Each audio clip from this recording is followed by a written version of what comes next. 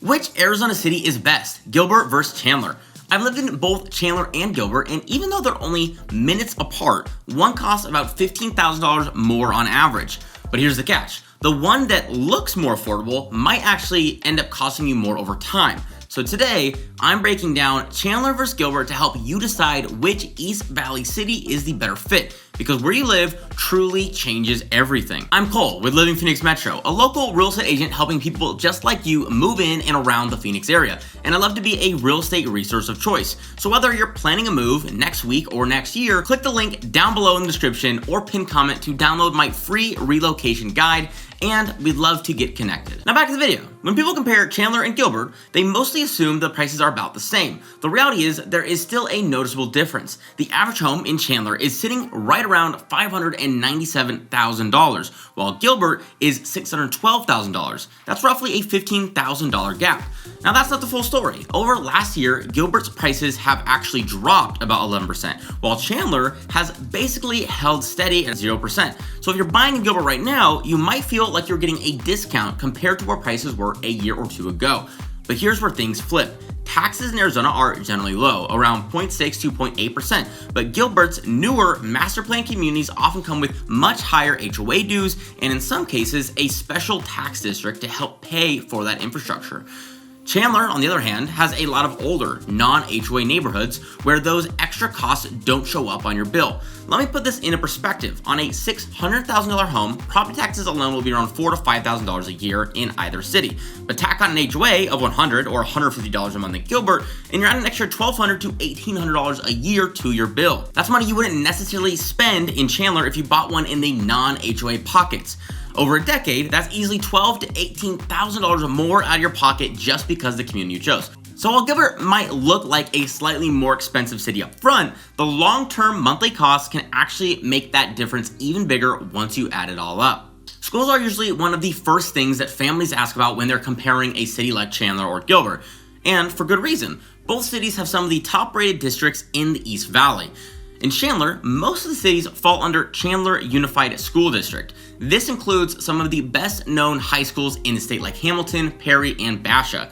These schools are known for strong graduation rates, advanced placement courses, and competitive athletic programs. In fact, Hamilton High alone offers 24 AP and honors classes, and the district is seen as one of the top ranked in their tier for academic achievement in Arizona. Gilbert, on the other hand, is primarily served by Gilbert Public Schools, where I went personally. There are standout campuses like Highland, Campo Verde, and Gilbert High. And schools like Highland consistently perform well on college readiness and AP participation. Gilbert also offers a tighter community feel since many of its schools are a bit smaller compared to the larger Chandler campuses. When it comes to private options, both cities have excellent choices. Chandler has Seton Catholic Prep, which has a long-standing reputation for academics and athletics. Gilbert offers schools like Gilbert Christian and American Leadership Academy, which have become popular alternatives for families looking outside of the public school system. So, which city wins here? Honestly, both Chandler and Gilbert deliver top-notch schools for Arizona, but in slightly different ways. Chandler leans towards larger campuses with more program variety, while Gilbert often feels like a bit more community-oriented and family-focused. For a lot of buyers, the decision comes down to whether you prefer big school experience or slightly smaller, more personal environments. Lifestyle is where the differences between Chandler and Gilbert really start to show. Gilbert has built a reputation of one of the most family-friendly cities in the entire state. The Heritage District downtown is a big reason why it's packed with restaurants like Postino, Culinary Dropout, Oso, and plenty of coffee and dessert spots. On weekends, it's one of the busiest places in the East Valley. It gives Gilbert a small downtown feel that's both lively and walkable. Beyond downtown, Gilbert is also home to the Riparian Preserve and Gilbert Regional Park, which has splash pads, playgrounds, birdwatching, amphitheaters, concerts, and they hold events like live music.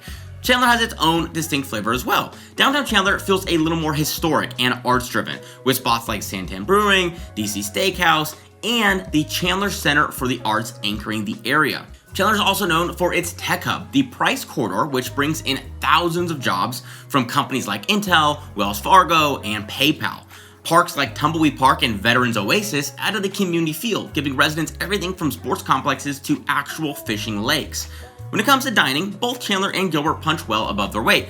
Chandler has more of a mix between local staples and upscale dining tied into business district, while Gilbert leans toward trendy and more family-focused restaurants. So here's the quick breakdown. If you're looking for a lively community centered downtown and big family, friendly parks, Gilbert is going to check those boxes. But if you want something that's a little bit more artsy, maybe a more historic downtown with direct ties to high-paying jobs and major employers, Chandler might be a better fit. Commute time is one of those hidden costs that people don't always talk about until they're sitting in traffic every single day.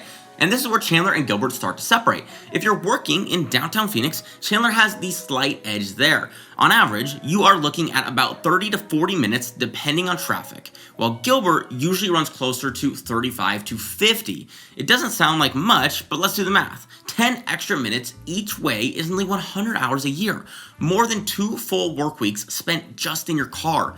I live in the southeast part of Gilbert and travel to Tempe and Scottsdale a few days a week. Thankfully, I'm going against traffic. But had it been the other way around, I may be in my car for 4 full work weeks instead of the 2 I mentioned above. That's a lot of car time for someone that does not have massaging seats. Chandler saves off a few minutes thanks to its easier access to the 101 and the 202.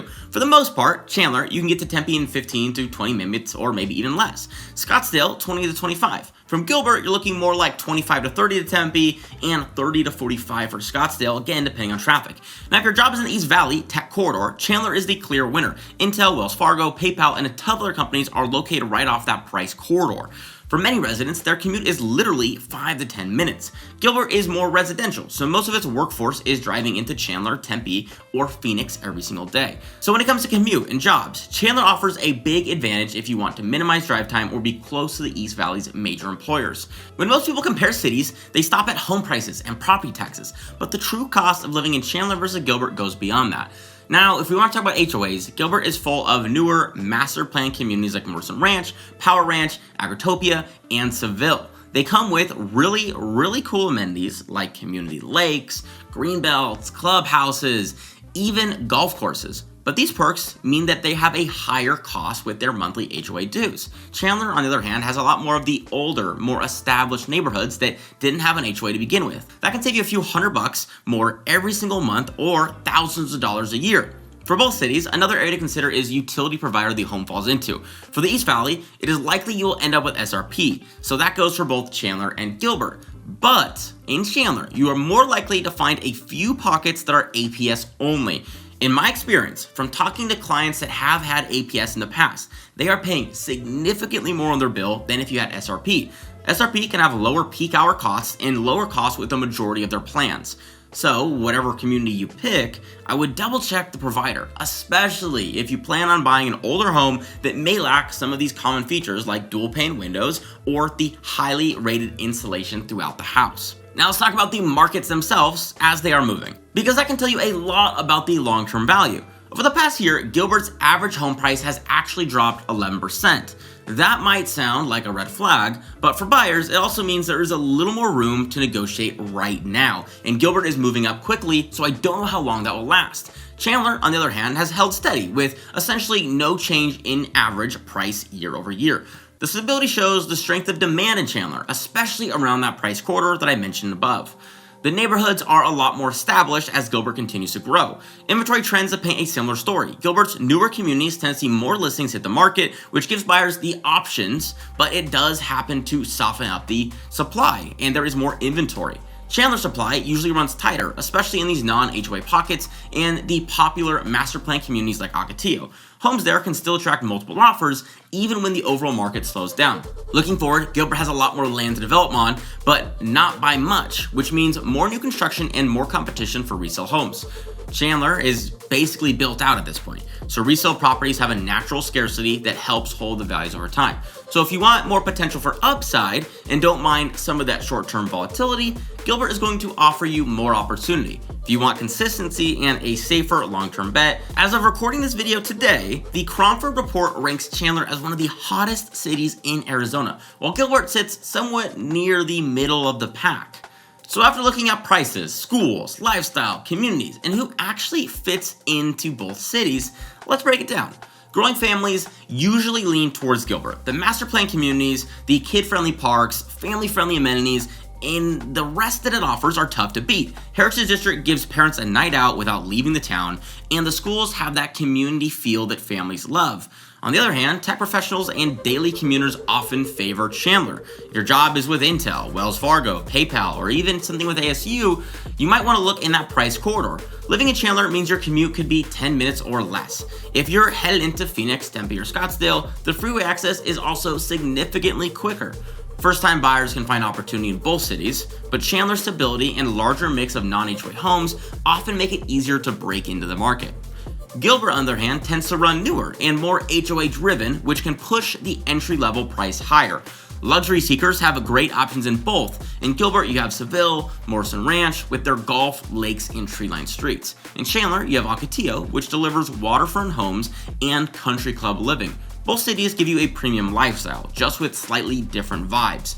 On the other hand, young professionals who want nightlife and energy might tilt towards Gilbert thanks to the Heritage District's restaurant and bars, but Chandler offers a mix of its own, especially with growing arts and dining scene downtown. Plus, there's a direct link to high-paying jobs and quicker travel time to places like Old Town. So if you want to spend your night out in somewhere like Tempe or Scottsdale, Chandler might also be the better option because of that commute time.